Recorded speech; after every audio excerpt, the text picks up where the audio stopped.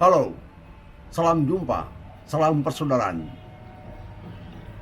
Kita masih memperbincangkan tentang bagaimana cara mengusir setan, mengusir roh jahat, ataukah juga iblis itu.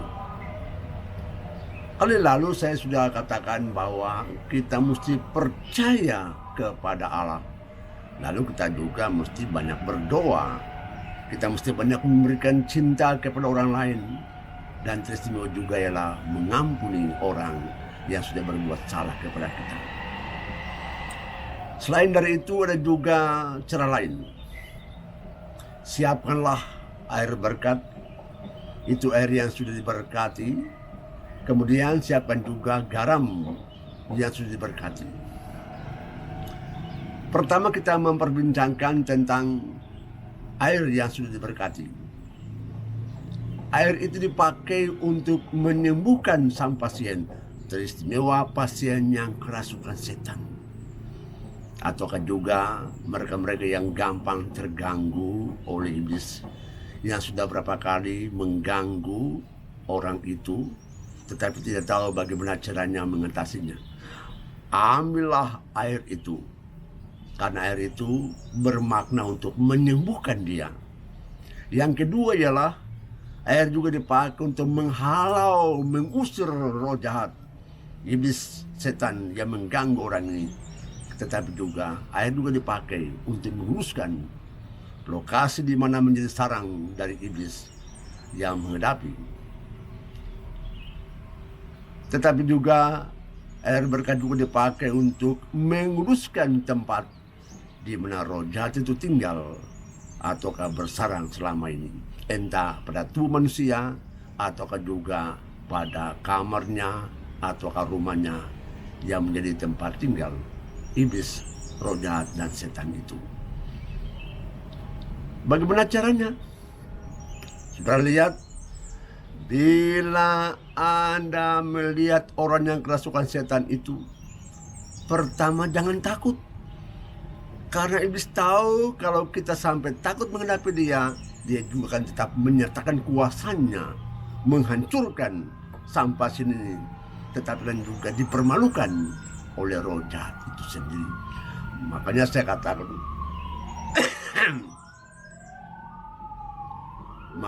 katakan, jangan sekali pernah takut menghadapi situasi itu. Karena iblis juga akan takut kepada kita kalau kita juga bersandar kepada Allah. Saudara, bila kita melihat sang pasien semacam begini, yang kita buat ialah pertama, ambillah air suci itu. Gosoklah dengan air suci itu. Gosoklah muka orang bersangkutan dengan air suci itu. Gosoklah muka dia. Gosoklah muka dia. Dan kalau sampai dia mulai berteriak, berarti yang bersangkutan sungguh-sungguh dikuasai iblis. Kita mesti buat apa? Pertama saya katakan jangan sekali takut menghadapi. Karena yang berteriak itu, itulah iblis, bukan orang bersangkutan, tidak. Memang dia yang berteriak, tetapi bukan yang bersangkutan yang berteriak, melainkan iblis, roh jahat, setan yang tinggal pada orang itu merasa sakit, makanya dia berteriak. Sakit oleh karena apa? Air suci menghanguskan tubuhnya. Silakan teruskan saja, jangan takut. Karena yang berteriak itu adalah iblis sendiri yang takut terhadap air suci yang Anda pakai untuk menggosok muka orang bersangkutan. Itu air suci. Ada juga yang kedua lah, ambillah garam. Ya sudah sekalian,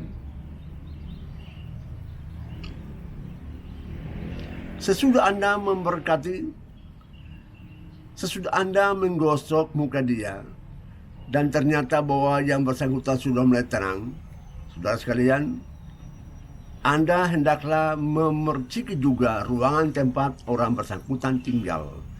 Percikilah ruangan itu dengan air suci itu. Kemudian Anda juga percikilah seluruh ruangan rumah itu. Bila rumah itu kudus kembali, dan roh jahat juga, dan roh jahat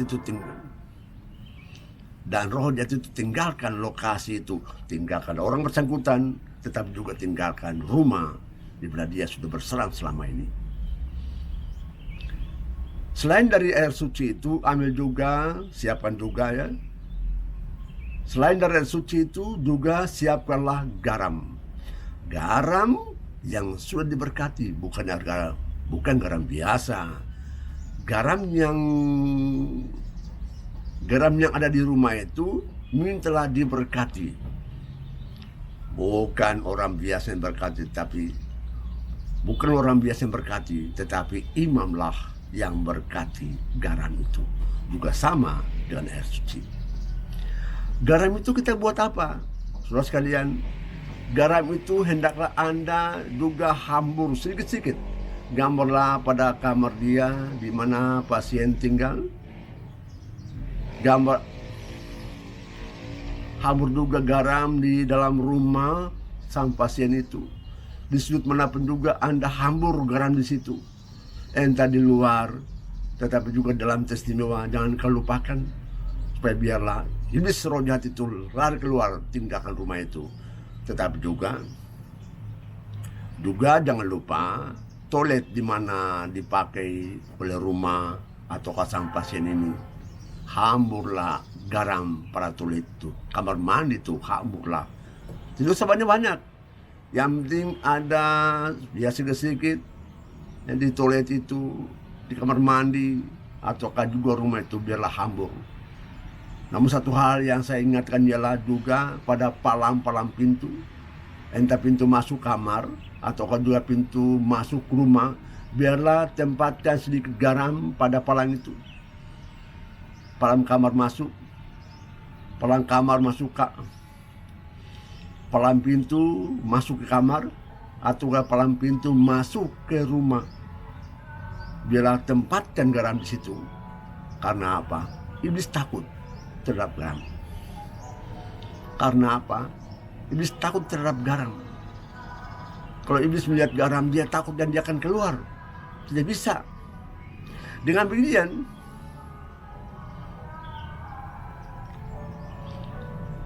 ada juga cara yang saya katakan kepada pasien ialah waktu dia mandi. Saudara sekalian, siapkanlah satu ember yang dalamnya sudah ada air bersih. Kemudian garam yang diberkati itu hambur sedikit pada air yang sudah ada. Kemudian garam yang sudah diberkati itu hambur sedikit dalam air yang bersih itu.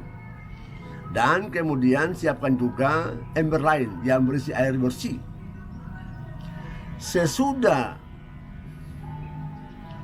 Sebelum dia mandi, panggillah Tuhan Yesus.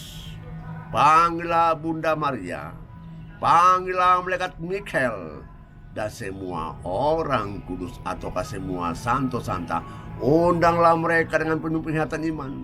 Mintalah mereka kekuatan. Untuk melindungi Anda, tetapi juga melindungi sang pasien ini. Sang pasien sebelum mandi berdoa dulu. Minta kepada Tuhan Yesus, minta kepada Bunda Maria, minta kepada para malaikat Allah, tetapi juga minta kepada malaikat Mikael. Minta mereka kekuatan iman, semua bantuan besar untuk mampu mengalahkan iblis yang mengganggu selama ini. Anda kemudian, sesudah Anda undang, Anda berdua sebentar, minta kekuatan mereka, lalu Anda mandi bersih-bersih dulu. Seperti biasa, mandi bersih, lalu sesudah itu, Anda ambil air yang pertama yang terisi garam itu, Anda tuangkan dari kepala ke bawah. Sesudah itu baru ambil air ambillah air suci yang sudah Anda masukkan sedikit pada ember yang berisi air bersih itu. Anda tuang juga pada kepala, dan biarlah air itu mengalir ke seluruh tubuh Anda. Anda percaya itulah tindakan Tuhan untuk menghalaukan iblis dari tubuhmu, tetapi udah relokasi.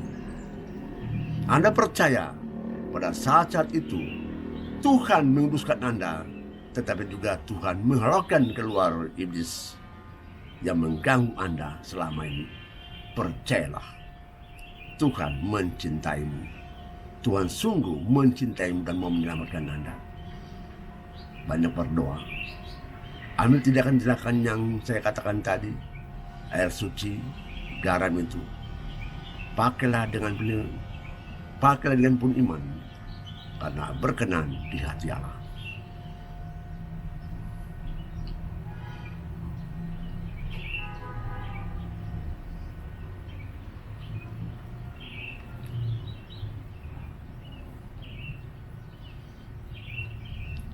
Dalam video berikut kita akan memperbincangkan lagi bagaimana tahap ketiga tentang pengusiran setan ini. Gampang saja, asal betul-betul buatlah dengan hikmat, dengan penuh kepercayaan bahwa Allah berkenan pada tindakanmu, membantu Anda juga untuk mampu mengalahkan iblis keluar dari dirimu yang kerasukan itu, tetapi juga membantu orang-orang lain yang tinggal bersama Anda. Sampai jumpa.